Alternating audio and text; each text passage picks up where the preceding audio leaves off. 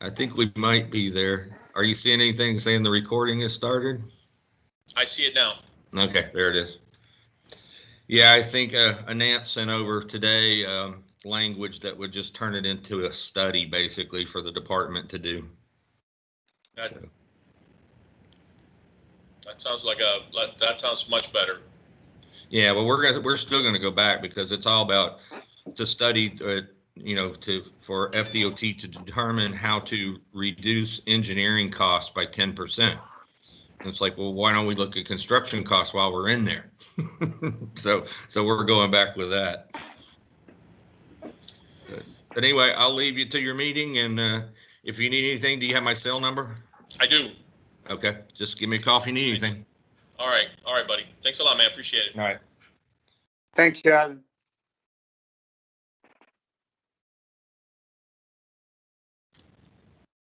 Hey guys, I think we're gonna start at 11:30 sharp, right? Yeah. Once I get my presenters on board, we should be able to start. I'm actually trying to get my background.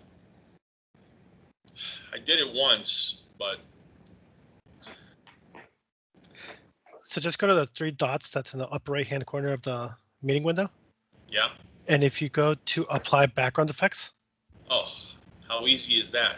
and then once the options comes up, just put add new and just search for the image. Okay.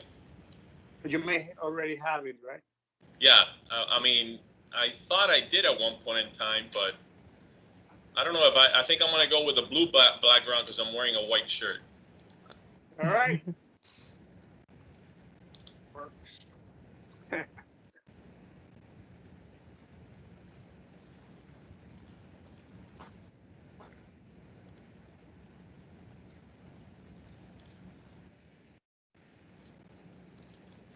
There's Stacy. Good morning. Good morning.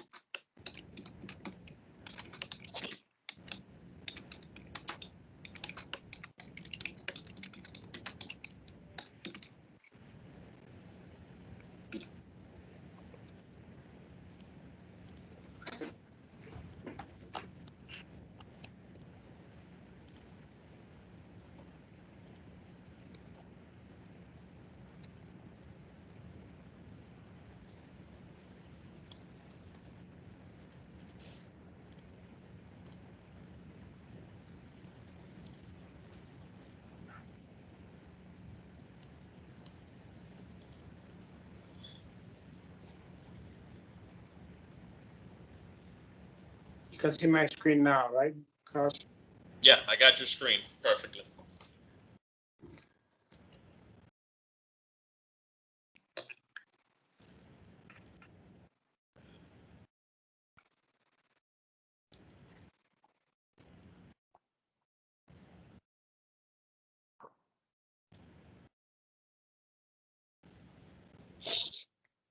So as you folks are signing in, make sure this is a live meeting. So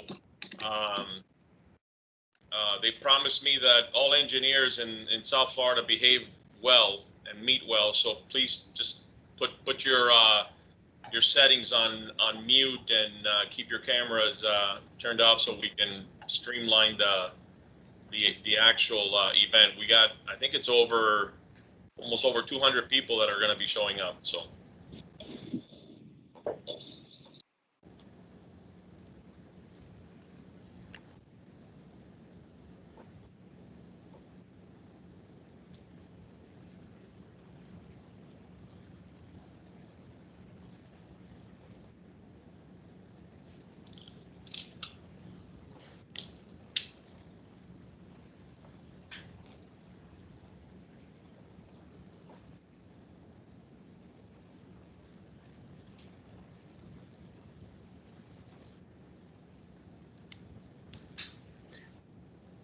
So Gus, shall we get started? Let's, yeah, we can get started. I still have to, let me see, I know Stacy signed on.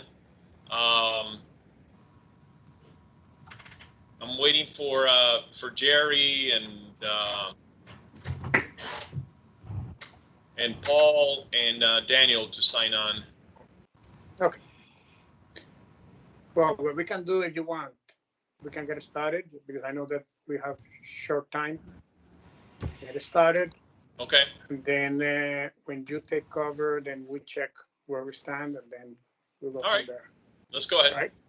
We're good. Very good. Okay. Well, good morning, everybody. Hope everybody's doing well and staying safe. My name is Juan Prieto, president of FES Miami chapter.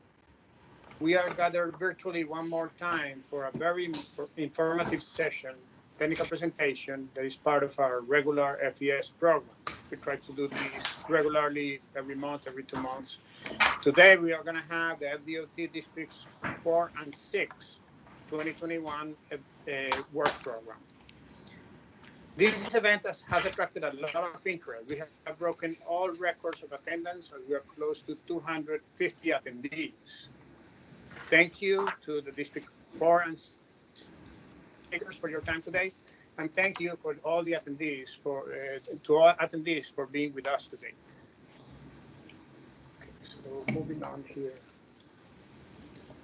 First of all, on behalf of the Miami chapter, I would like to thank the sister chapters, Broward and Palm Beach, and the ACC Region 7 that collaborated in organizing this event. We have talked for too long about joint events. We finally have them here, did it. Your help was instrumental in making this event a success.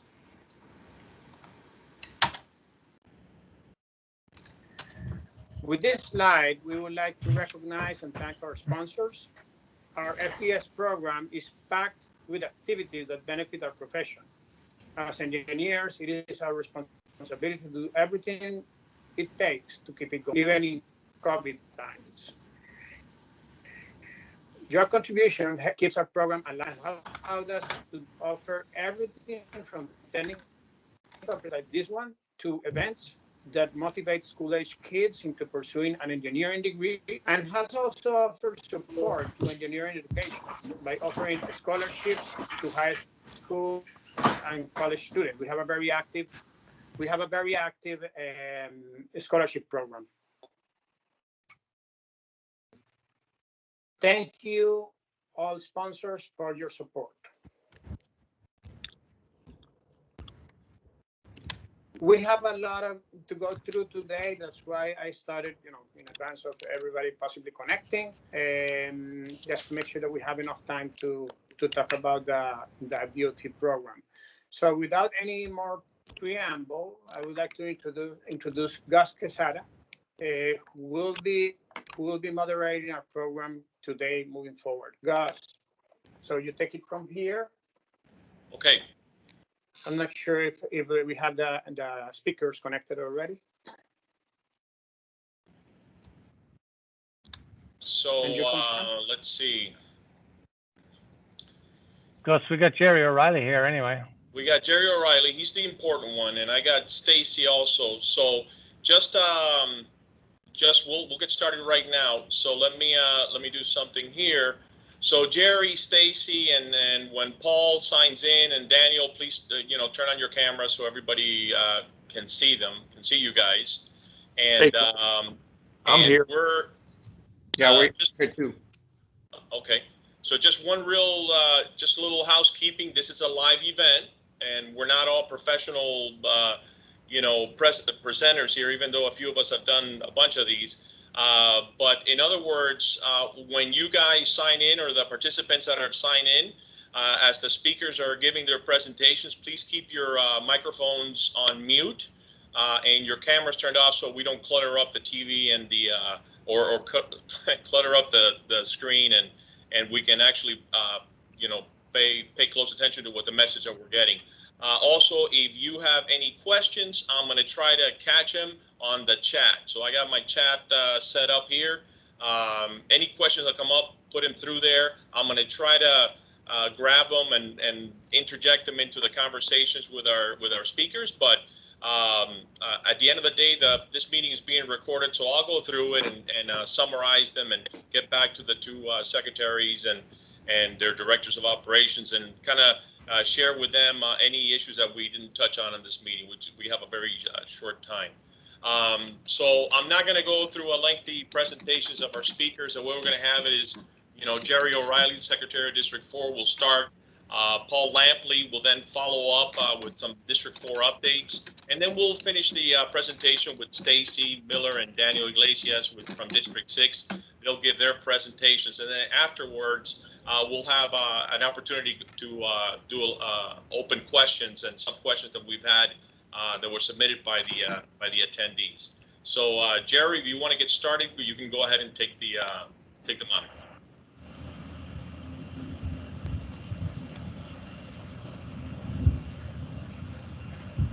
Jerry, you're on mute. Jerry. Yeah, that was not you'd think after a year of this, I'd know how to press the mute button. There you go. So my name is Jerry O'Reilly, District 4 Secretary, Broward up to Indian River County. Happy to be here. It's definitely strange times. The last year, 13 months has been really strange for the DOT, probably just as strange as your business and keeping things going. In one way, I'm really amazed at how well we've all done to keep construction moving throughout the state, moving in our region, notwithstanding in the middle of a pandemic. Sometimes we even got construction going faster and accelerating, which is great. However, we have had problems. We've missed production dates. We've had coordination problems on projects that it's hard to replicate being in an office environment, looking at a roll plot, set of plans, and gathering around looking at it. I don't think we can blame COVID directly because we can adapt and change, but it definitely hasn't helped. So personally, I'm really looking forward to when we can all get back together safely and work together. And hopefully that's coming up soon over the coming months.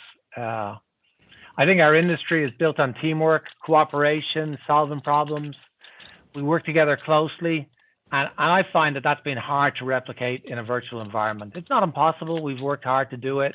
And I'm sure as we continue to use this environment, because I do think it has a place to play moving forward, even post-COVID. Maybe if folks could mute their microphones, that'd be helpful. Gus, I think it's you typing I'm hearing. Sorry. I see you blinking at the bottom here. That'd be a little bit easier. But working in the virtual environment, I think there's been some positives too that we can learn going forward and use. But I personally am looking forward to getting lots of people back and working as a team easier. So what's going on in District 4? Lots of major things going on. I'll hit in a few of them. I'm sure you're all wondering about stimulus dollars and that type of thing. Stacy might get into more details, but from my perspective, from our district's perspective, we've all submitted lists of projects that we believe can be ready quickly, shovel ready, so to speak. We've submitted about 28 projects, $1.2 billion worth of work for consideration. So who knows how much money there'll be between state and federal sources. But we're ready, I think. We've used projects a lot that are advanced production. We're set up for advanced production and are being produced in advance. So that's the majority of the items on our list. And we also have Southwest 10th Street, major design project here in District 4. So it's a big money job. And we can advance that mainly because its money got moved out, so we can move it back in.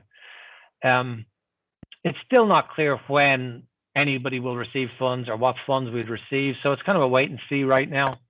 And that's every district in the same position. We're just going to wait and see. And ultimately, we'll know what money is available, decisions will be made, and then we'll know what's actually advancing. I really think the major impacts that are going to happen because of this up front is going to be our construction industry, right? It'll be dumping a lot more construction there. And in turn, all the CEI we're going to need. So, the design people, it's typically projects that are under design right now that'll get advanced, I expect. But when they get accelerated, and assuming we do get stimulus money, then we're going to have to fill in the gaps that are caused by those advancements. So that's where I think the design side of the business will really have to step up, and we'll be advertising a lot more jobs than we had thought as fill in. Other things in our district, it's probably not something on a lot of people's radar screen, but the district is working really closely with Broward County on advancing commuter rail on the FEC. It's not a complicated engineering project. I'm pretty sure most any firm here could design it and do it fairly quickly. However, in terms of funding, coordination with all the different partners, public and private, figuring out the best way to move forward and keep everybody happy, it's a really complex job. So that's a big issue we're dealing with right now, and that takes a lot of time and effort from some key staff here in the district. I mentioned Southwest 10th Street earlier. It's really close to having its environmental documents completed for the second time. It did get through this process once before many years ago, and then the project was killed. So hopefully that doesn't happen again. I think we've done a much better job this time around, working closely with the community, developing a project that the community, I don't think they're jumping up and down happy with it. Some are, but they're definitely not opposed to it. And the same with the local cities, they're supportive, and our MPO unanimously supportive. So that's great. We just got to get out there and build it quickly before anybody changes their minds. We are working closely on that project with the construction industry and what's the best way to deliver it. So we have it set up in the work program right now in several different projects. If we get a chance to advance it, how should we do that and keep it in the same structure and that? So we're working closely with industry on that right now. Okay. As far as our work program, several fundamental things have changed this year in the District 4 work program. So 5-year work program. So we're setting it up for the future too. So you might be more interested in what's coming next week or next month. But as far as the overall of our work program, you'd know if you work with us, you'd know that we do a lot of projects off system in Broward and Palm Beach counties. So they're projects that the MPO prioritize that are doing improvements on local streets, maybe a lot of bike and pedestrian improvements over the past several years. And a lot of those projects, the DOT delivered them. So we would advertise for the consultants. We would manage the design. They were not complicated projects to design, but awkward projects to make sure the locals would not change their minds multiple times. Or if they did, how would we react? Anyway, going forward, we're not going to be doing that in District 4. So we're going to get more in line with the rest of the state, where most of the off-system projects are done via LAP agreements, local agency project agreements. And then it's just a flow of funds from the state to the locals. They do the design, they do the construction and the oversight. And so you're going to see us gradually reduce the number of off-system projects in our work program and increase the number of LAP projects. So that will have an impact on the consultant industry. I guess you could say going forward, the locals will be hiring the consultants for those jobs. You will see that reflected in our work program. There'll be less FDOT advertisements for off-system projects in District 4. And conversely, the LAP administered projects will go up. So we did have a look through, I had a look through our program. So in our 5-year work program right now, the LAP administered projects has gone from, if you looked at last year's program, there was 92 million of LAP administered projects. This year, there's 129 million over the 5 years. So it's up 40%. And conversely, DOT managed construction projects off system are down about 20%. And you'll see that as it's not where we're just cutting them off immediately, but we're slowly going to move towards that. So you'll see that change each year as FDOT managed goes down and LAP projects goes up. Another fundamental change you'll see, I'll just take a drink, is in resurfacing. So if you've worked with us in the last 10 years, you'll know that we haven't advertised lots of resurfacing. And if you've driven in the area, you'll know our roads are in reasonably good condition. So that's great for motorists, but it's pretty bad for the consultants who want to work on resurfacing work. So I do have good news for you. We haven't advertised much resurfacing projects each year, but you'll see that increasing in our work program. As our pavement condition starts to deteriorate a little, we're reacting to that by adding more resurfacing projects. So last year, our 5-year work program over the entire 5 years had 236 million of resurfacing projects in it. And this year it has 398 million of resurfacing projects. They're the construction dollar amounts, but it's a 69% increase. So you'll see an increase in the advertisements as well as resurfacing over the coming years. Another fundamental change in our work program is, unlike every other district in the state, we have never used a GEC for operations or development. You will see us advertising a GEC contract for operations and one for development. So you can expect to see the GEC for operations this year advertised. I don't have a date for that, and it's not in our plan yet, the date. The monies are in our plan, but the date isn't there yet.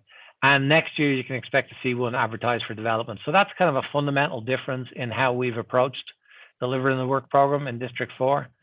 But you'll see those changes. Another thing you'll see is we've done wherever we can, we've tried to shortlist, we've tried to group projects into groups that make sense. So if we're doing a few resurfacing projects in the same area, we'll try and do one advertisement, shortlist 4 and pick 2, or shortlist 5 and pick 3. And you'll see that both in CEI, design, and in our district-wide or general consultant type contracts. You'll see that. So you'll see lots of advertisements where we're going to pick more than one off the same ad. So just be careful when you're looking for that. As far as specific items in our program, there are a few big projects coming up. A1A over Sebastian Inlet, we expect to advertise that for design in January 22. It's a big bridge replacement up in Indian River County. It actually goes into District 5, so there'll be coordination between the two districts as well, but District 4 will be the lead. North Bridge, the design is finished off on that now, so we'll be advertising the CEI. Major bridge, I think the ad and our estimate's around 8 million. I think it advertises in June. 710, we've got big widening projects and reconstruction in 710 and big interchange there. I think the CEI is getting advertised sometime around January, so around 9 million, so another major project. And you will see the CEIs for the State Road 7 extension project in Palm Beach County. So this wouldn't be the first time we've advertised for this and hired. As far as an update on the project, we just received the South Florida Water Management District permit again, and that was last week. So I can't tell you what will happen with that, whether it'll be protested or not. So we'll just have to stay tuned on that. And you know, if everything goes according to plan, we'll be advertising those CEIs. If we get a lot of protests and we're held up, we'd probably hold off. So don't know right now, but they are in the plan. You can see them online. And we do have several BDI set asides in the program. So I will show you a slide or two that just to share a little bit of information. Let me just see. All these projects in the work program are available for you to be able to see, but I think this is the right presentation. I nearly gave you a presentation on teleworking in District 4, so that wouldn't have been good.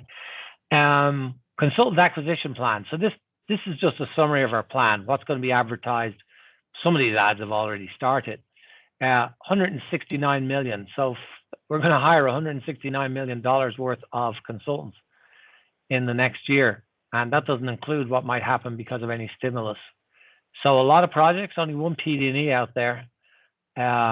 And then the operations GEC, we don't have a dollar amount on that yet, apparently. And then I did want to mention one other thing before I hand it over to Paul. Coming up in District 4, we sent out the notice.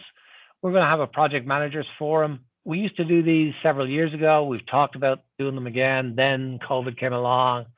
Then we thought it'd be a great idea to wait until we could do it in person. And then we realized we could be waiting forever.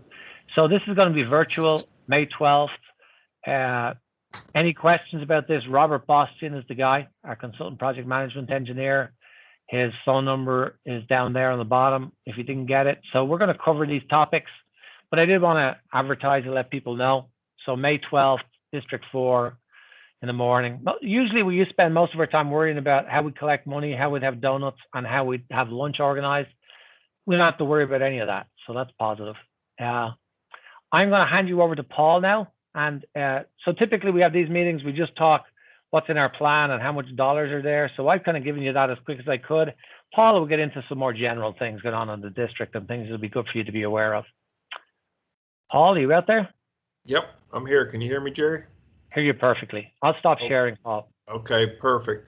So I just want to say thank you for everybody on the meeting and for the invitation to present, and a lot of our industry and consultant partners there. I'm going to show a little slide presentation I have, go over a few things in District 4 that we're doing.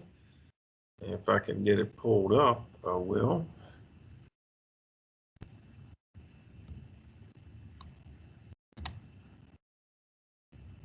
All right, is everybody able to see the presentation? I see it, Paul. Okay, excellent. Okay, so first I'm just going to go over where we're at with 95 Express Phase 3, which is Broward and Palm Beach counties. And then after that, I'm going to go over a new contracting method that we've used here in District 4, and that's CMGC. And then after that, I'm just going to go over some of the projects that the Secretary mentioned, a couple of our major projects that we have coming up for construction. So most of you are familiar with I-95 Express. I'm going to talk about Phase 3. I'll give you a little background where we're at with opening that for tolling, and then we can have any questions you may have. So Phase 1, most of you know the District 4 and District 6, that was a joint effort between us. It started back around 2004. It was open to traffic in 2008. And then we went to Phase 2, which went from Golden Glades up to Broward Boulevard. That was opened in 2016. Now we're working on Phase 3, and that actually goes back all the way to Hollywood Boulevard, and then it goes up to Linton Boulevard and Delray, and that's segmented into multiple phases. We've been under construction with Phase 3 since 2016. And these are the different phases that are currently under construction. So we really have 5 different phases here, plus one transition project that we led as a maintenance project. It's about a little over $1 billion worth of work we have ongoing right now. Our 3A2 project with Prince Contracting, that one finished up. Our 3B1 project with Prince Contracting, that one's in the process of being completed. And our transition project with General Asphalt, they're out there working right now, establishing the ingress egress points for the express lanes. So this is our proposed tolling operations and how we plan to open it with Phase 3A2 and 3B1. We only plan to open one toll segment in each direction, and that'll be the 8N, which is 8 North, and the 8 South.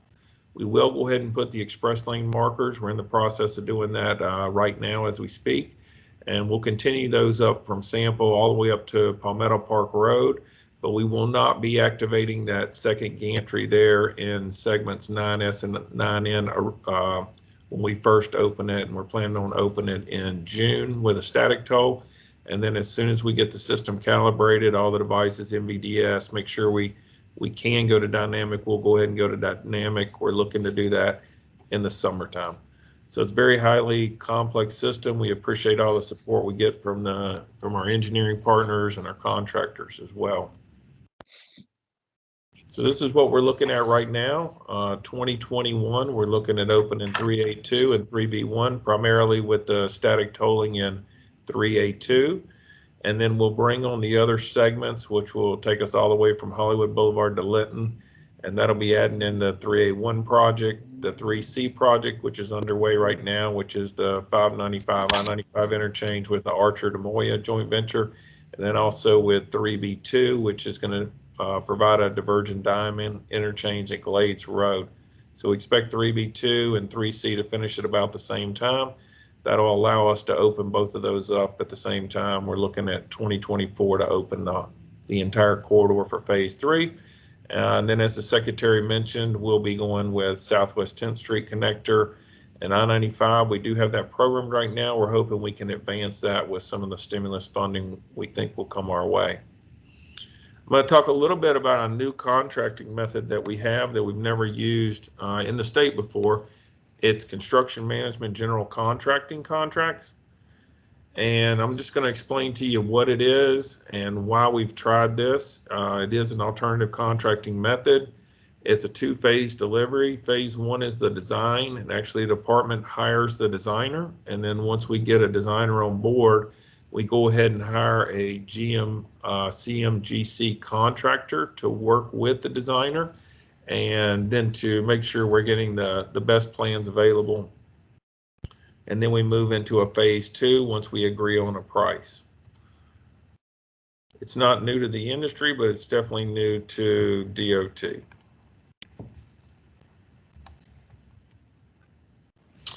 This is something that FHWA has had out, has been discussing for a long time with Florida and why it's a benefit. It's part of their everyday counts. They talk about accelerating project delivery, encouraging innovation, minimize unforeseen delay and cost overruns. I think the biggest one for us and for the construction industry is probably the risk mitigation. And this is a slide that was done by Dr. Minchin, and anybody who was up at FTBA probably saw his presentation. And it just shows how the agency risk, you look on the left side of this graph and you look at design, bid, build. You look at the middle, that's CMGC, and then you have design, build. And then on the far right, you have the most risk to the contractor, which is under a P3. But right in the middle seems to be this sweet spot where we've led a couple contracts in District 4 and they worked out great for us. We do feel like we got a great design. We did get a good contractor and we did get good cost. So it was very successful for us on 2 projects that we've already completed.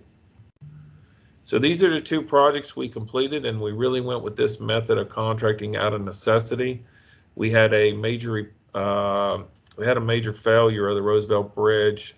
Most of you are aware of that segmental bridge. We did have a failure up there where we had to go in and shut down the northbound lane, the southbound lanes originally, and then we also shut down the northbound bridge, and then we shifted traffic over to the northbound bridge. So we did have north and south traffic going over. So we looked at all the contracting methods that we had available in the state of Florida. We didn't see what would fit for this because we really needed experts, national experts, worldwide experts to come in and do this repair in a short time frame. And we thought this CMGC was the way to go. It's qualifications based. We really needed an expert in segmental bridge repairs to come in and help us with this. And then we had a second one. It says emergency repairs here. It was emergency repairs. It wasn't a declared emergency like Roosevelt was, but we do have a bridge we built. It's a rolling leaf bascule bridge. It's on the New River in Fort Lauderdale. It's a movable bridge.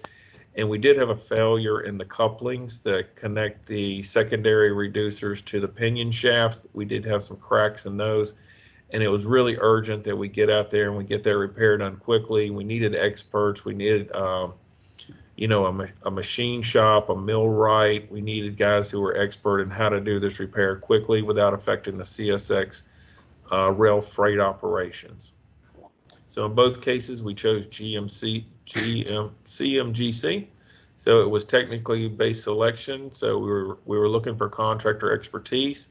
We had an expedited design. The department did hire the designer, and then we hired the contractor separately. Roosevelt, we completed all the repairs and also strengthened both bridges, and we were able to accomplish that within 8 months after we had the original emergency. And the New River, all the repairs were done in 9 months. So that's all the design, all the construction, finaling out the jobs. Both jobs, we had no claims. Everything we needed to do. We added a lot of work to Roosevelt. We did epoxy overlays on the deck, a lot of additional work out there so that we would get renewed life out of that bridge, and we were able to negotiate all those with the prime contractor. These are some of the advantage. You get the contractor input right up front, working with your designer. Once they agree on what the design is, you do get a lump sum price for those activities that you want done. So there's a lot of transparency with this process. You have to have a real good partnership with contractors starting off from day one, and we really did on both projects. Structural Technologies was the lead for the Roosevelt Bridge, and then Middlesex was the lead for the CSX Railroad Bridge that we repaired. There's a lot of flexibility in the contracting method. You're able to add work later on if you decide, hey, there's some stuff that the owner wants to do. You can negotiate that. If you get what you believe is a fair price, then you can go ahead and move forward with that work under a supplemental agreement. Some of the challenges, since it is lump sum, you do have to be very detailed in tracking any adjustments to the contract. And it's not awarded as a low bid, so obviously industry has, the construction industry does have some issues with that. But it is based on contractor qualifications, and both parties really have to be committed to making this process successful, which on both of our projects they were, and we're actually in procurement right now on the Roosevelt Bridge for acoustic monitoring. So we're doing that also under a CMGC, and we did have good response from the experts in that field. I'm going to go over some of the District 4 major projects that the Secretary discussed earlier. I'm just going to give you a brief update on those. Try to stay within my time limits. So 4 of these, the first one is US 1 Basque Bridge replacement. That's Jupiter Inlet. That one's under procurement, so I'm not going to talk about that one right now. State Road A1A, North Causeway Bridge. We'll talk a little bit about that. State Road 710, which is Beeline Highway up in Palm Beach County. And then Southwest 10th Street and the I-95 direct connectors. It's a major project for District 4 that we've been working on now pretty much my entire career, almost 30 years I've been involved with that project, so we really want to get that one done. So this is where they're located, one in Broward, one in Palm Beach, actually 2 in Palm Beach, and then one up in St. Lucie County. This is US 1 Jupiter Federal Bridge. I'm just going to show you this beautiful rendering and move forward since we are in procurement on this one. The second one I wanted to show you was State Road 710 Beeline Highway. This is a major reconstruction that we're doing out there. It also includes a new interchange with North Lake Boulevard, replacing one of the bridges over the turnpike, and then normal things you would see on a project such as lighting, mast arms, signalization, the railroad crossing. So this is a little interesting for us. We don't have any of these right now in District 4, this continuous flow intersection. So there a lot of work has gone into making this intersection with North Lake Boulevard and State Road 710 operate. So this is what we've come up with, and this will be in the plans that we put out on the street for bid. This is our project schedule. So we're looking at bid openings in March of 2022. Next one is A1A North Bridge over the Intercoastal Waterway. That's up in Fort Pierce North Bridge. This is what we're looking at now, going from a mid-level bascule bridge to a high-level bridge. It's a nice rendering there. And these are just some of the features of the bridge. We'll be extending some of the local roads. We'll be going over Old Dixie Highway, which is something that'll be new because of the high level.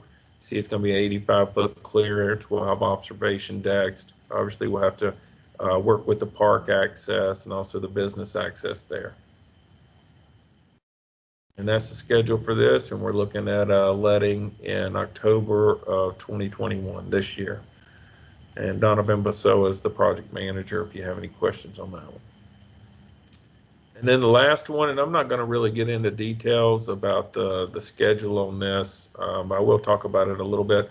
This is really the most important job we have in District 4 is advancing this project. It's Southwest 10th Street connector, and also the I-95 interchange, and we are looking at having ramps both for the general purpose lanes and for the express lanes directly to I-95, along with braided ramps.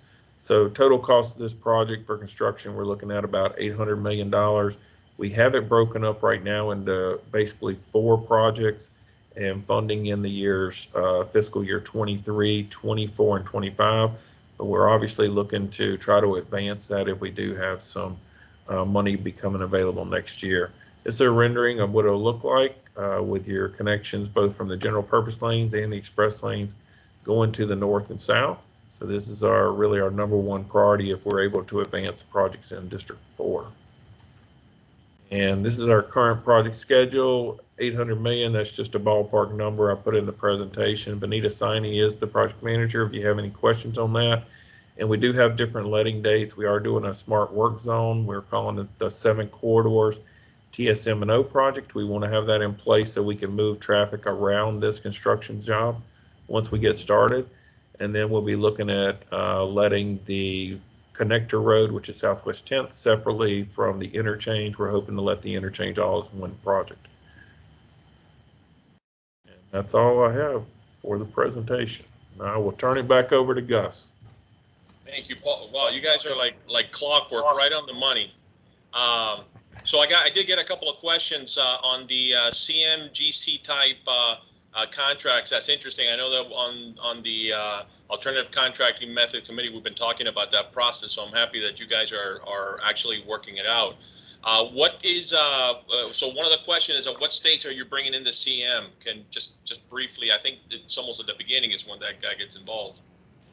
Yeah, absolutely, Gus. So we have another project where we're looking at doing CMGC on. It's 17th Street up in Vero. It's a bridge where we need to do some repairs on. We just hired the designer on that. That's another job we're looking to advance. So if we were able to advance it, we would go ahead and get the contractor on board probably within 3 to 6 months after we hire the designer. So we want the contractor on board, heavily involved in those technical challenging projects. These bridge repairs is a great example of where we can use them. So yeah, as early as possible, we'd like to get the contractor on board. Cool. The other question that I had is since you've already ran one of them through, or you have one through on one of those repair projects, how is the plan submittal review process going on? Have you guys been able to streamline that process as well? A little bit more or less interaction than a design build type process? Yeah, those projects were very streamlined. We were doing plans review in a matter of a day or two because of the nature. One was the emergency, and basically the other one was critical for us to get repaired. So yeah, we expedited the whole process. We'd be looking to do that with the CMGCs on these type of specialty projects. Cool. Jerry, just one question, I guess, for both of you is we had one of the consultants says that they haven't done any prime work in District 4, and they want to know what is the best way or what recommendation you have for these consultants to try to get more involved with the district. Yeah, I saw that question pop up, and I thought they might have meant the forum we were having. So if it's the forum, I put the link to the forum, and I put the details there so they could register and contact our consultant project management engineer if they need to. If it's the best way to participate to get work in District 4, it's come up and meet with us. It's or maybe virtually at the moment. It's give a presentation to explain your qualifications and contact our procurement staff, Jessica, to get that set up. But I thought it was specific. Maybe I'm wrong to the forum. Yeah, best way to participate. If it's just general work, get work as a sub. Get known to the project managers so they know you. Do good work, and then identify the right project that you can prime, and do your homework and reach out to the key staff in District 4 to make sure their expectations and your expectations are all the same. So I know in District 6 they're slowly getting back into the in-person type events. How about District 4? Do you have a foreseeable future, or are you mixed right now in person as opposed to virtual when marketing comes? Or so marketing is still exclusively virtual. If we need to meet with a consultant on a project or anything like that, or that we think it's in person is going to be the best way to do it, then we meet in person. But we're not just saying, notwithstanding Paul, Steve, myself are in here every day of the week. We haven't got to the stage of saying we're going to ask people to come back in just for marketing. The marketing meetings actually, I think, have been at least as successful, if not more, at least from the DOT's perspective, virtually, because consultant firms are bringing way more staff to the meetings.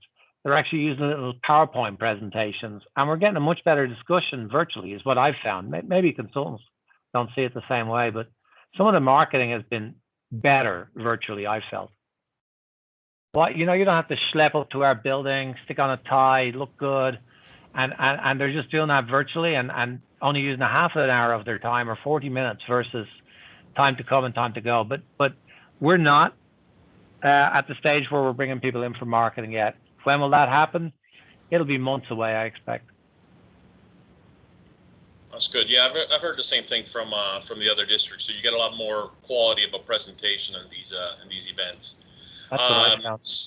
Stacy, I think we're ready for you. We're on target, and I'll just let you know when you get down here to Miami, I'm going to go ahead and give you some Gator stuff so you can put on the back of your walls too. So you're on mute, so take yourself off mute before. There you go. Thanks. Good to see everyone. And yes, anybody who knows, I am still in Tallahassee at the Burns Building from my lovely paneling background. So again, I'm Stacy Miller. I am currently both the Assistant Secretary for Finance and Administration for the Department of Transportation, as well as the District 6 Secretary. So Jerry gave a broad overview of what was happening in District 4, and I'm actually going to let Danny Iglesias do that for District 6, as I still have not yet come down to District 6, and I've not fully engaged there yet. I am getting very close, though. I actually will be moving down in May. So really what I wanted to spend some time with you all today is kind of talk about the department's finances, sort of as my role as Assistant Secretary for Finance and Administration.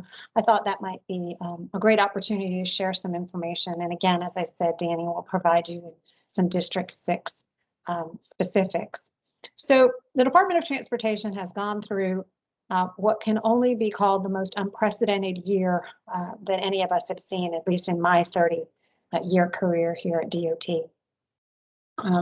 For fiscal years 21 through 26, we actually lost close to $3 billion. That was a combination of losses due to the August and December revenue estimating conferences, turnpike toll reductions, non-turnpike toll reductions, and we actually also received less federal funds. So it all started with an adopted work program, obviously in July, and soon after in August, we received our revenue estimating conference reductions. And that actually resulted in a $760 million immediate impact to DOT. And to be honest with you, we sort of had to set a pause at the department. We talked for a little while. We realized that we needed to kind of hold off hiring consultants and letting some construction projects, because we realized with that $760 million impact that we had a $1.4 billion statutory obligation that were all set asides in our programs. And we realized we couldn't meet those set aside statutory obligations. So we paused everything, regrouped, worked with the governor's office and the legislature to get some relief on some of those different issues. Ultimately, we ended up deferring or deleting 77 projects out of the current year.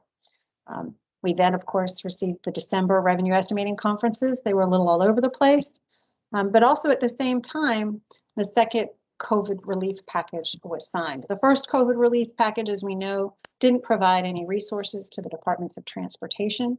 It did provide resources to the airports and our transit partners, but the second relief act actually did provide $470 million directly to the Department of Transportation, 89 million of which was set aside for large metropolitan planning organizations. Unfortunately, that $470 million came to us in January, which meant that it was going to be very difficult for us to expend it. So we've actually held it a bit in abeyance with the goal of using it as seed money to start reconstituting our work program. In addition, we received 39 additional million dollars in non-reoccurring federal funds. So, as I mentioned, it was really an unprecedented year, and we were in sort of famine mode. We are now in feast mode. So we got our 470 million of additional resources, and we've now had the March/April revenue estimating conferences, and those are showing an uptick of $289 million through fiscal year 26. So we're very excited about getting those resources. We have the additional 470, and as we all are aware, the legislature is ongoing, and they are contemplating, as part of the American Recovery Plan Act, ARPA, as we like to refer to it, the Department of Transportation may in fact receive $2 billion from that program, and that would be in fiscal year 22. So exciting, but it is definitely a feast scenario for the department. In addition to that potential $2 billion in fiscal year 22, there's the American Jobs Plan, which is currently under discussion at the federal level, which might also provide an additional $1 billion to the department. There's also a new federal bill on the horizon, and included in that federal bill are federal appropriations, more commonly referred to as earmarks. So we know those are off the top and should not affect our normal allocations. So that might be additional resources in addition to all of the grant programs that the department obviously applies for. So while we started off the year in a very precarious situation, we are now moving into the new 5-year work program in a very different, with a very different outlook. Moving from about a $9.5 to $10 billion program to a $12.5 billion program means that this is a partnership. The Department of Transportation cannot do it alone. We need all of our partners, all of our consultant partners and construction partners, as well as our local partners, to assist us in making sure that we can use these resources to the best of our ability for excellent transportation uses. The majority of that potential $2 billion will be roadway focused, but obviously we have a huge program that also incorporates all of our other modes. With that, I am going to turn this over to Danny, who's going to provide that more traditional overview of what's happening in District 6. All right. Good afternoon, everybody, and thanks, Stacy, for that. You kind of led me right into the presentation, and I do have a slide deck that I'll share with you all here in a minute, just making sure this gets through and everybody can see it.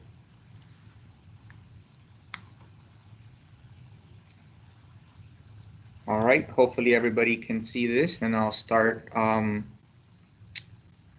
with the slideshow. So as Stacy was mentioning, obviously it was a very difficult year for all of us, and here at District 6, just like Jerry mentioned too, we had a lot of adjustment to do and a lot of discussion internally on how we were going to be able to balance our work program given the reduction in revenue that was anticipated and forecasted. And you know, as she mentioned, also, you know, things are looking up, and we are hopefully going to get an additional influx of funds that we can definitely use in District 6. So a lot of this presentation will be focused on kind of how we address the revenue reduction aspect of it, although at the end I will kind of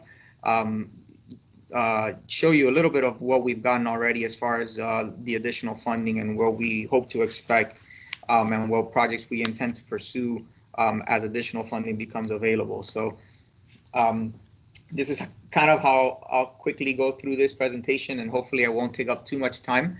But we will talk a little bit about how we developed our work program in District 6. I'll kind of go through a little bit of our program category structure for everybody who's not perhaps aware of how our work program is structured. We'll talk about the major projects that we have in our district and some activities to try to reactivate some of those critical projects that we're looking for in our region.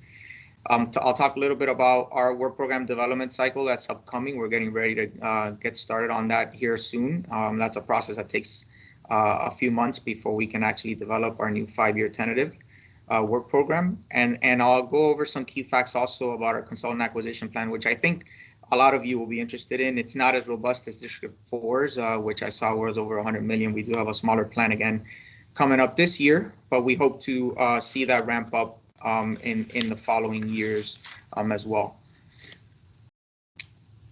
So this is a little bit about how our 5-year work program is developed, and I know this cycle may be new to some, so I'll kind of quickly go through it and describe it.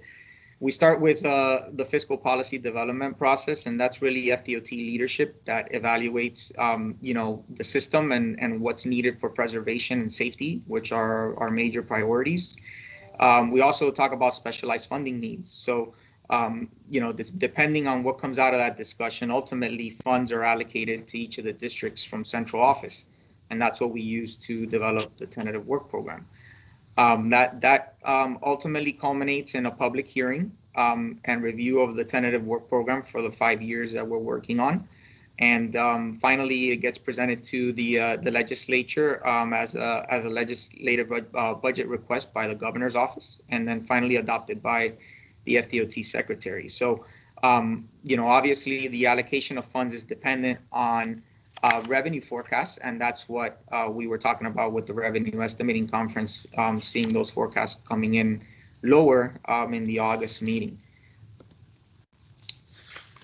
So, as I mentioned, and as Stacy mentioned, a decrease of $1.4 billion statewide was forecasted in that meeting. And, this was a result of forecasts for decreased consumption of motor fuel or gas, which is the primary source of revenue for the department. It also was directly related, obviously, to the pandemic and a reduction in travel that we all saw over the last year. The good news is that hopefully we're coming out of the pandemic very soon, and we'll see an uptick in that travel. I think we've already seen it here over the last few months, at least in South Florida and District 6. So that's what's leading to these, more positive projections as they continue evaluating this. But we did see a decrease of funds available statewide. So that was an obvious impact to our projects and to our work program. In District 6, we lost about $100 million of state revenue. The majority of that impact was felt in fiscal year 21 and will be felt in 22. And, we do have to balance, obviously, our work program by statute. So we had to adjust and make a lot of key modifications to some existing and projected contracts in our program. In District 6, we had a bit of a unique situation to overcome because we didn't have the big capacity project that we could just defer and make up a lot of that shortfall. We actually have to target a lot of the PE contracts that affected you all in order to make up the decrease in revenue. So we had some significant deferrals in prior years to our current fiscal year, which ultimately didn't afford us the ability to move that big project. So unfortunately, we had to take smaller bites of the apple in order to make that our current year balanced. I did want to go into a little bit of how our program is structured and the different kind of slices to our pie here, so to speak, that we talk about when we talk about our work program. So I'll kind of go through these quickly. You see here we have a total 5-year work program of $3.2 billion in our district. Last year was about $3.68 billion. And we have several categories here on how we use these funds. We have the product category, which is the vast majority of it. That consists of our construction improvement projects for highways, transit, bridges, all the different modes, bike ped, all that good stuff. Our product support, which is really the PE support, the planning studies, the project development, environment studies, the design plans, our right-of-way process, our environmental mitigation, and CI. And then we've got operations and maintenance here, which you see is really our kind of piece of the pie to maintain and operate our facilities and our infrastructure. And then FCO really to maintain our facilities, our district buildings, and so on. If we take a little deeper dive into the product category, you can see it's split up amongst different focus areas, construction being the main one. We are looking at a $1.5 billion construction program in our work program for 22 through 26. That is down slightly from what we saw in fiscal years 21 through 25. From the FOP standpoint, or freight logistics and passenger operations, that is also down from last development cycle, about $126 million. We do see decreases also in the other areas for right-of-way and others, which are really the local grant programs and public outreach, small county outreach, that kind of thing.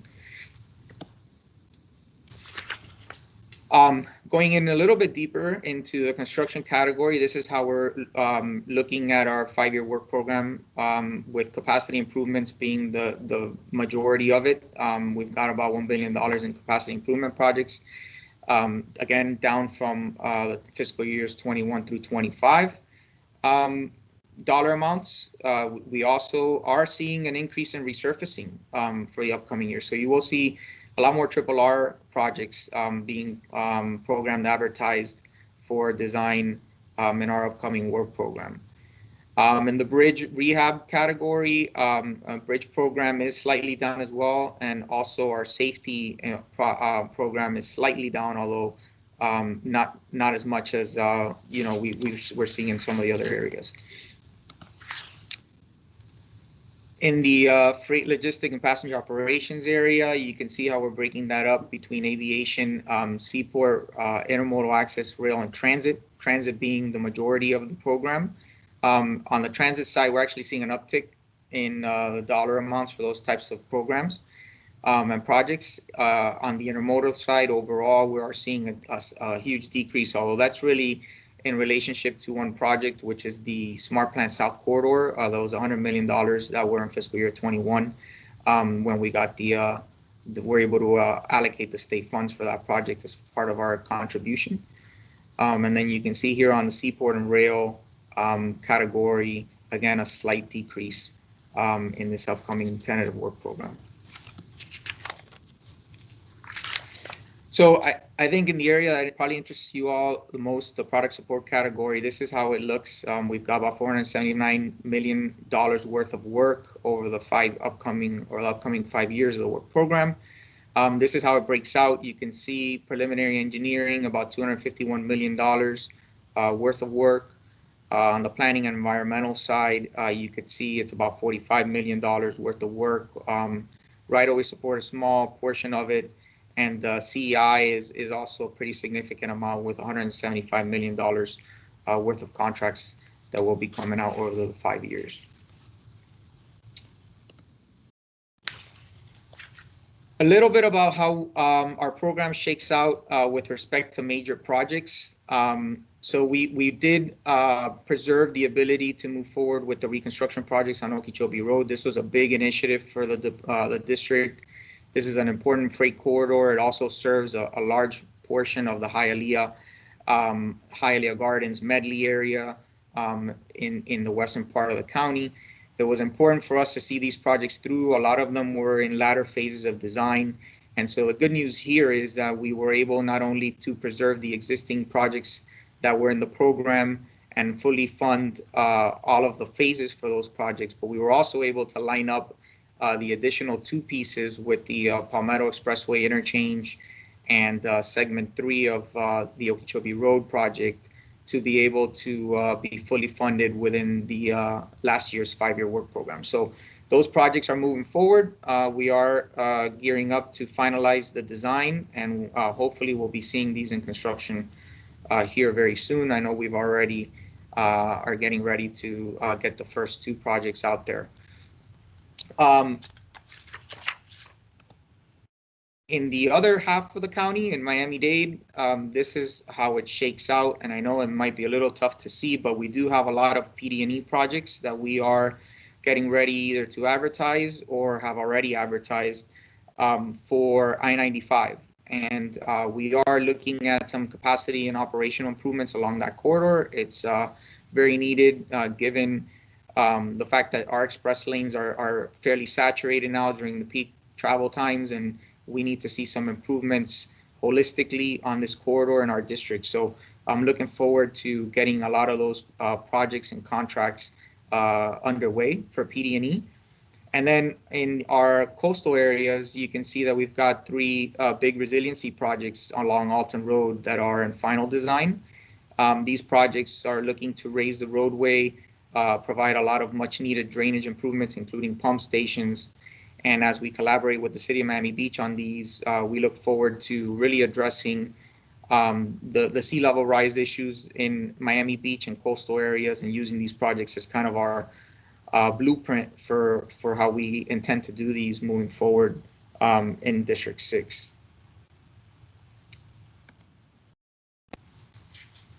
I won't go into too much detail on these, but again, these are the fiscal years for the Okeechobee Road projects I mentioned. You can see here at the bottom, we also do have the Palmetto Expressway from 36th Street to 154th Street listed on here. This is the what we're calling the Palmetto Improvements Capacity Improvements, Phase 1 and Phase 2, actually, which is involving the relocation of a pier at 103rd Street for the 103rd Street flyover. That's a project that we believe is going to improve the operations not only through the 103rd Street interchange, but really throughout that segment of the Hialeah Miami Lakes portion of the Palmetto Expressway. It's very congested today, and by moving this pier, we believe that we'll be able to add an additional general purpose lane through there in the southbound direction, and ultimately open up that bottleneck that we're seeing there. And that's a project that's about $30 million in construction, and we've already started to look at the procurement on that contract. On the resurfacing reconstruction front, we do have these projects as well that are over $10 million. You can see the 3 alternate roads that I mentioned here. And we're also looking at trying to advance the South Roosevelt project that you see here, which is really a lap with the city of Key West. We've been working on this for quite a while, and it does contemplate raising the road and adding some additional pump stations and drainage improvements, which is also very much needed in Key West. So be on the lookout for that one, hopefully soon. On the bridge front, you can see here, we've got a few projects that are already underway for design, including the FIU pedestrian bridge. We're very excited and eager to see that one underway again after the terrible tragedy that happened there a few years ago. And we've been working hard behind the scenes to really get that project into final design, and are happy to really start this next phase of that project's life. So that one has just started final design, and we look forward to a successful project there over the next few years. Safety projects, we're really targeting the wrong way driving initiative. This is an important safety initiative for the state as well as our district. Obviously, we have a lot of interstates, a lot of limited access facilities in District 6, and we want to make sure that we deploy and implement the latest TSMNO technologies in order to be able to safen up and warn and prevent folks from driving onto the interstates in the wrong direction on some of these ramps. And so these are going to be design build projects that we've also targeted for stimulus funds, and we hope to see these come to fruition. There's a couple of them actually that we're targeting in the near future here. So look out for these as well. And then, one of the things I'm really working on is really trying to reactivate and look at the Golden Glades again. We had a very robust program in the Golden Glades interchange to improve a lot of the movements that are either missing or are really in need of improvement through the interchange. It's a major regional project for the area, connects 3 major highways and a bunch of different arterials. And unfortunately, we had a lot of discussions with FGT that didn't materialize. But the good news is that we feel we've got an alternate concept here that is worth moving forward. And we'll be looking at having some discussions to be able to do that here in the near future. So that's something that we look forward to seeing come to fruition, hopefully in the next few years. On the right here, you see the Palmetto Expressway managed lanes. This is what's known as the east-west section of the Palmetto. And again, something that is sorely needed to provide some express lanes facilities and expand our network down in South Florida. And we'll be also working on that and trying to see what can be done with that program as we have further discussions internally with our work program. I'd be remiss if I didn't mention the SMART plan. So obviously we've talked a lot about highways, and we also recognize that we really have to have a multimodal approach to congestion in South Florida and in Miami-Dade County. And so we've been working closely with Miami-Dade County and the TPO and in partnership with those entities and agencies in order to really move forward with the SMART plan. And the SMART plan, for those of you that don't know, consists of 6 premium transit corridors and a number of bus express rapid transit corridors to really provide a robust transit network in Miami-Dade County and expand on the transit network that we already have today. So we are leading 3 studies on in this program: the North Corridor, the Kendall Corridor, and the Flagler Corridor. We've had some advancements recently on the Flagler Corridor with the TPO, and we look forward to completing that PD&E study soon, and are working on trying to do the same for the Kendall Corridor, and then are coordinating with Miami-Dade County on the North Corridor. So obviously, these are programs and projects that are important to a lot of public entities here, as well as to you also. We'll definitely keep you aware of what's upcoming with the SMART plan. And I know I've said a lot, but here is my kind of federal stimulus slide. Stacy covered all of this, so I should just kind of breeze through this. But we do have $470 million worth of additional revenue from the federal COVID relief bill, so in central office, and we look forward to being able to use some of that, hopefully in District 6. And we have also prepared our stimulus project list and prioritized some of that and sent that to central office, as Jerry mentioned, in District 6, and hope to see some funding come out of that effort as well. So with that, I will kind of conclude my slide here. And before I get to the last slide, let me go through the consultant plan breakdown, of course. So this is how our upcoming consultant acquisition plan looks for the upcoming year, fiscal year 22. We do have 48 contracts that we are looking to advertise. Some of these have already been advertised. And this is how it breaks out, with CEI having $17.35 million worth of contracts. PE contracts are about 33 for $13 million. We do have 1 planning consultant contract that we intend to advertise, about 5 PD&E consultant contracts, and then 4 maintenance contracts. We do have 9 BDI identified BDI contracts upcoming for fiscal year 22. This is covers a multitude of different functional areas. We have some statistical consultant contracts. We have some plans review consultant contracts, some design contracts as well, some survey contracts, and also some CEI contracts on this list. And if you're interested in getting more information on any of this, just let me know. My contact information will be on the last slide, and we're happy to get you all some information on that in our CAP. With that, I'll stop talking and turn it back over to Gus. My contact information is here, and if you have any questions, just feel free to shoot me an email or give me a phone call. Thanks.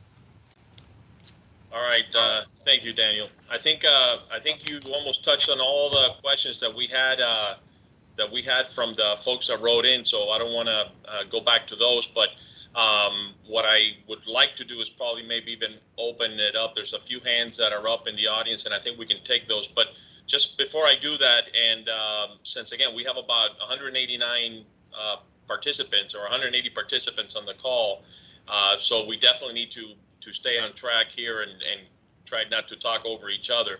I do have one question that came back, more for you, Stacy. I know before we signed in, or I think you were already on when Alan gave us an update, or not an update, he kind of gave us a little feedback that he was going back to the legislators to talk about the 5% cap. I don't even know if you were involved in that. Were you involved? Did you have anything to do? Did you help us out, or any words of wisdom for us on that? So yes, I have actually been engaged. The reason why I'm actually not in District 6 as yet is I promised Secretary Thibault that I would stay through legislative session and help not only on the budget side of our business, but obviously on the engineering side of our business. So we've had multiple discussions with legislative staff as well as with legislators about the possible back of the bill language that's being contemplated. Initially, it was contemplated to sort of cap both the design contracts and CEI contracts. Right now, that's been bumped in the process, and a bump is actually a technical term within the legislative process. Right now, I believe They're evaluating the potential for the Department of Transportation to prepare a report related to the escalation or possible escalation in costs. They really want us to evaluate X number of years of what our costs have been and to try to get a report together. So right now, that is an evolving issue. I don't want to say it's been concluded, but the last information I saw was that the department would do an evaluation and that we wouldn't have potential caps on the design or the CEI for fiscal year 22. Again, evolving. I don't want to put anybody at ease regarding the situation, because these things will be discussed continuously through April 27th, which is the day everything has to be concluded in order to meet the 72-hour period. So, but right now, things are looking really well. We did provide alternative language to the legislature, and it appears that they're even going further than that alternative language and going just to a report structure. Okay, well that's good news. Alan said that it was going to be more of a review or more of a study type of environment rather than a mandate. So that's good news. Exactly. I also I saw Danny submit on the resiliency work and the climate change design type. So there was a question as how are the districts dealing with that, and what are some of the plans that you guys are working on? So, you know, Danny, I do appreciate that can you expand on that a little bit more? What other cities are you working with, or what other projects you have? Sure. So in our district, we decided a number of years ago to take kind of a holistic look at our infrastructure and our system in Miami-Dade County initially, and then we expanded it to Monroe County to see, you know, what are the highest priority roadways that need to be addressed for potential future sea level rise and for resiliency. And so we really focused on areas east of the salinity control line, kind of prioritized all that, areas east of 95, the coastal areas. And ultimately, based on information received from, you know, NOAA monitoring sites, information from Tallahassee regarding projections in sea level rise over the next few years, and kind of established what our design high water elevations would be in these along these key roadways, and that's in an effort to really have a resource for our scoping units and our consultants who are working on potential future projects as far as scoping goes, to take a look at and then determine solutions on how we can try to address the sea level rise, right? Whether that means that we're trying to raise roadways wherever we can to the greatest extent possible in order to preserve our payment structure or our infrastructure. You know, in some cases, we're doing additional drainage system improvements, including pump stations and coordinations with the locals.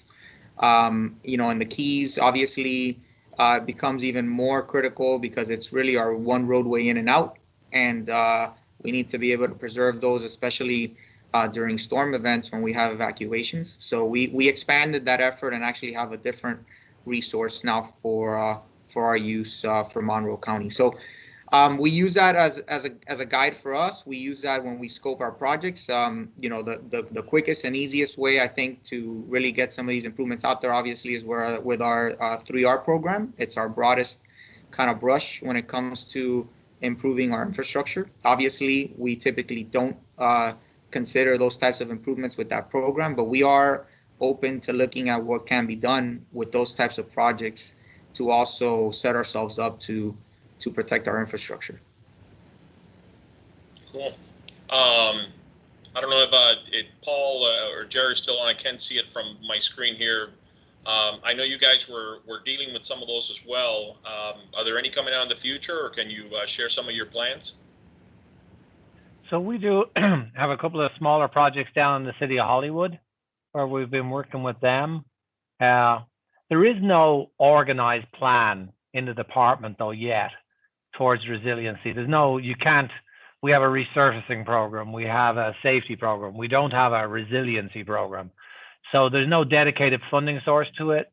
If an entity, you know, if we worked with an MPO, I guess you could raise a road, but they would have to prioritize it and put in local money as well. We do have a section of A1A in the northern part of the county in Hillsborough, where the MPO have worked with the locals and we've worked with them. We're going to raise A1A and construct some bike lanes. So it's a multifaceted project, but there is no resiliency program or no dedicated funding sources right now towards this. So it's just a mishmash of smaller projects.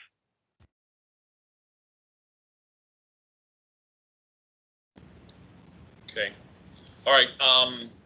So I got another question that I have a few minutes and I'll open it up to see if I can handle or open it up to any questions out there in the folks. So we're looking at a budget, and there was a couple of questions that came back with adjustments of the gas tax. Now I know you guys are not dealing with that yet. That's up in Tallahassee, and there's been some discussion, but I see Stacy nodding her head, so there may be some more to that than it meets the eye. So we have any update on that? Sure. So the department is always tracking gasoline consumption, and obviously that's something that we receive through the revenue estimating conferences twice a year. We were actually starting last year, before we went into famine mode. We thought that we would cap our motor fuel consumption in fiscal year 28-29. This past year, we took a nosedive in gas consumption, obviously, but the March-April revenue estimating conferences actually show our cap at around fiscal year 27 right now. So we do monitor. We are working with the legislature and the governor's office regarding alternative mechanisms, alternative revenue sources. So there is actually talk about trying to, and I'm going to choose my words carefully here, but trying to generate revenue from our hybrid and electric vehicles. Right now, we're at about a 3% inclusion rate of EVs and hybrids in our entire overall system here in Florida and in the country. We're about the same. But we're talking about having registration increases for those types of vehicles so that we can capture additional resources. Obviously, we all need to have a robust transportation network in order to use every type of vehicle, right? So right now, we're not sure where that's going to go, but it has been in discussion, and there were a number of bills that were presented this year that potentially could generate revenue under vehicle registrations for hybrids and electrics.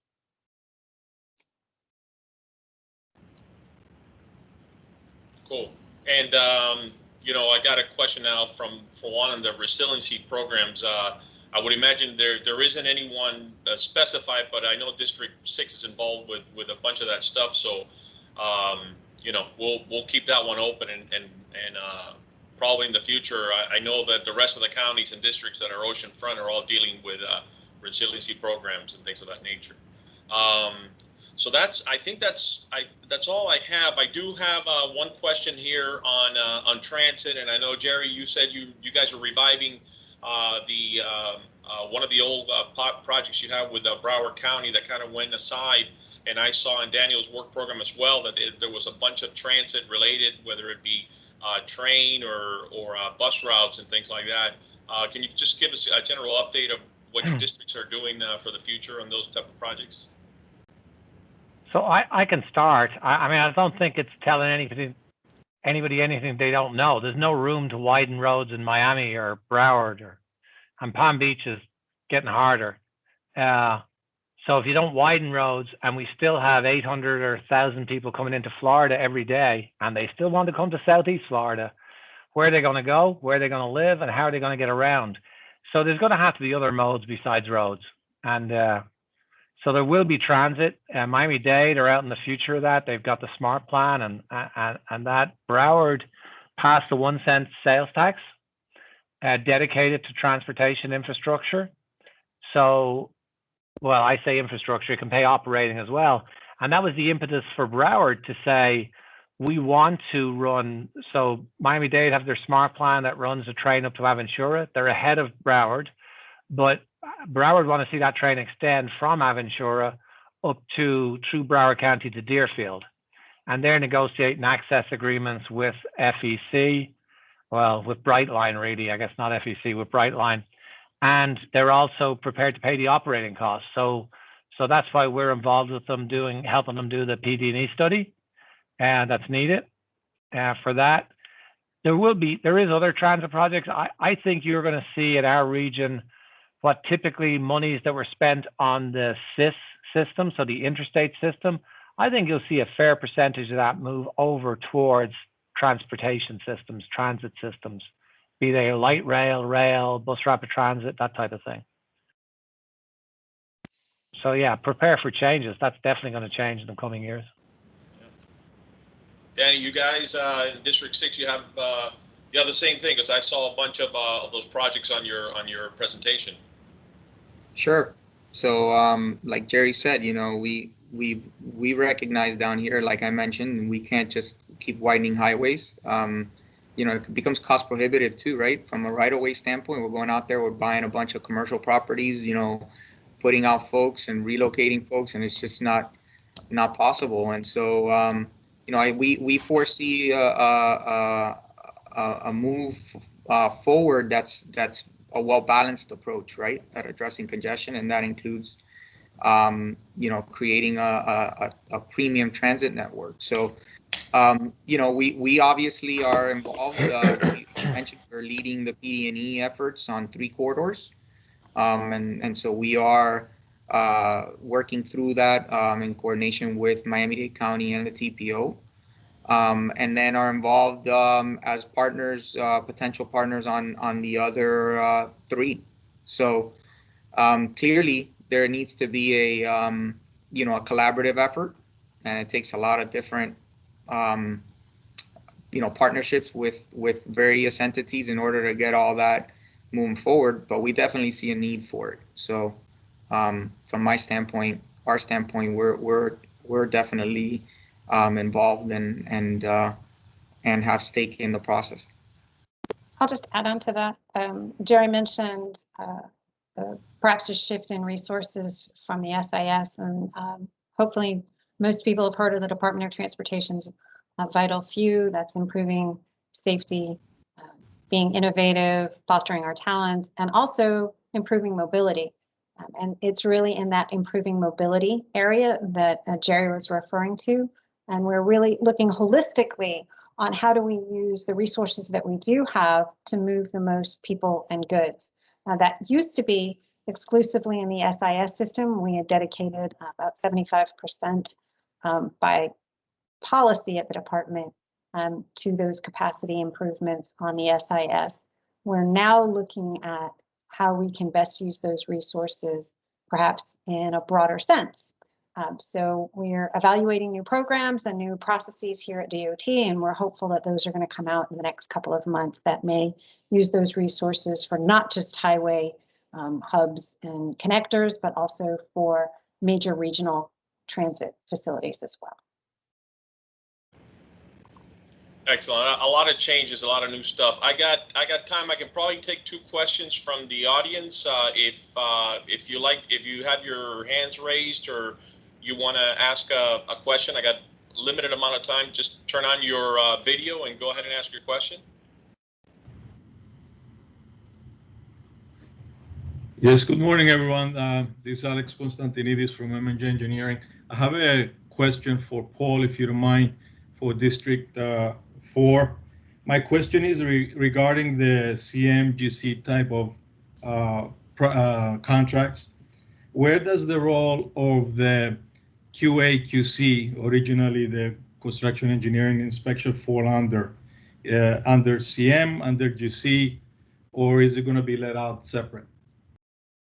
Okay, that's a good question. So yeah, the owner still hires the CEI to do the oversight of the project, and the oversight, the CEI helps us manage that process with the designer, which is also hired by the department, and then with the contractor. So they're separate contracts, but we do hire the CEI and we hire the designer separately from the contractor.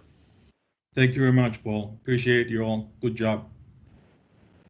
Okay, I got time for one more question, then I got to let the presenters go their own way. I know they got a hard deadline here to meet, and we're right on time. One more question? All right. Alex, I think Alex has his hands up, but I don't know if he was the last one that spoke. All right. I already spoke. Okay. Thank you, guys. Thank you. Gotcha. I got called on the last meeting also. I think I kept my hand up and they started making fun of me, and I didn't even pick up on it until much later in the meeting. So I'm challenged with this new technology. aren't we all? Well, hey, I appreciate you guys. Thank you for taking the time out. Thank you for taking time out to talk to me yesterday and catch me up on your thoughts and your presentation. Exciting year, a lot of things coming up, a lot of new stuff. And Stacy, I look forward to working with you when you come down. And Jerry, you got some major projects up there. Hopefully we'll get up there sometime and work with you guys, and really truly appreciate all the effort that you guys are putting in here. And thank you very much. And I'm going to hand it over to Juan so he can close off the rest of the meeting. And you guys, you did a great job, and hopefully we'll have you back here in a short period of time. Thank you. Thanks for having us. Bye-bye. Thank you very much. Thank you, everybody. Thank you, Gus. Okay, one more time before we conclude the event. On behalf of the organizers, we want to thank the District 4 and District 6 speakers and attendees for being with us today. This event was recorded and will be available for access to all attendees. We will also request their presentations to make them available as well. We will send you the information by email once we have it available. I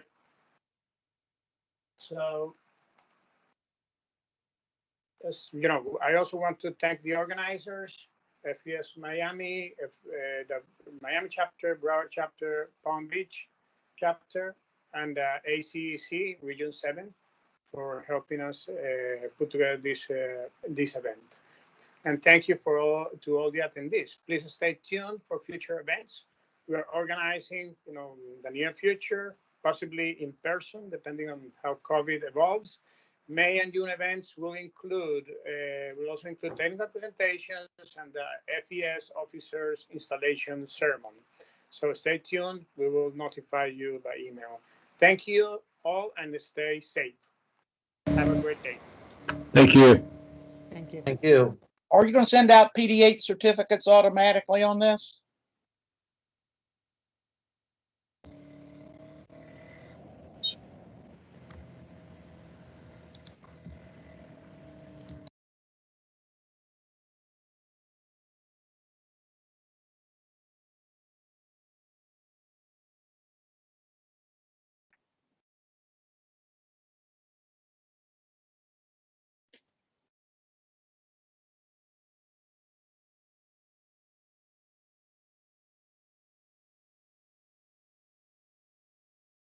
Again, are we going to send out PD8 certificates on this? I'm sorry, I didn't. This is not. I don't believe this is a PDH event. If it was advertised as a PDH event, then yes. But I don't. This is Gus, by the way. I don't believe that that was established for this informational type meeting. Oh, well, I guess I misunderstood. Thank you.